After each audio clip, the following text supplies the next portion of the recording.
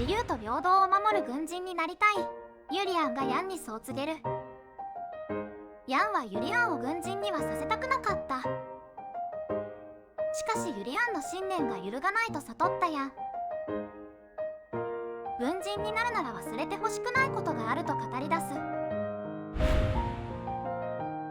なあユリアン、あまり柄にない話はしたくないんだが、お前が軍人になるというのなら忘れてほしくないことがあるんだ。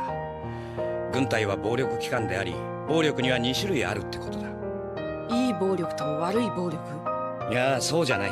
支配し抑圧するための暴力と解放の手段としての暴力だ。国家の軍隊というやつは本質的に前者の組織なんだ。残念なことだが歴史がそれを証明している。権力者と市民が対立した時、軍隊が市民の味方をした例は少ない。それどころか過去いくつもの国で軍隊そのものが権力機構と化して暴力的に市民を支配さえしてきた。昨年もそれをやろうとして失敗した奴らがいる。でも提督は軍人だけど、それに反対なさったでしょ。僕は提督みたいな軍人になりたいんです。せめて志だけでも。おいおい、そいつは困る。私の志は軍隊にはないんだということをお前はよく知っているはずじゃないか。歴史の研究ですか？そうさ。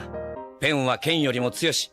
こいつは真理など滅多に存在しない人間社会の中で数少ない例外の一つさ。ルドルフ大帝を剣によって倒すことはできなかった。だが我々は彼の悪行を知っている。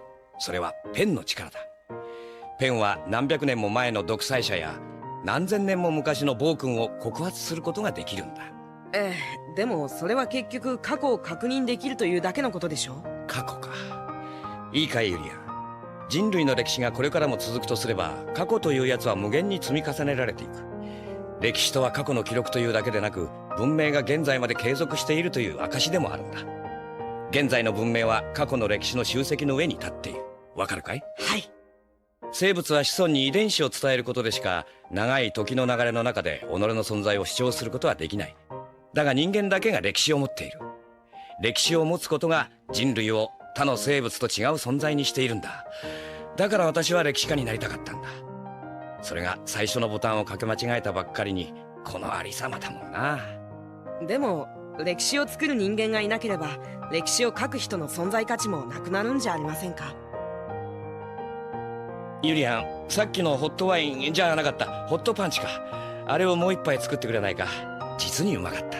はい、すぐに。まあなかなか思い通りにはいかないものさ。自分の人生も他人の人生も。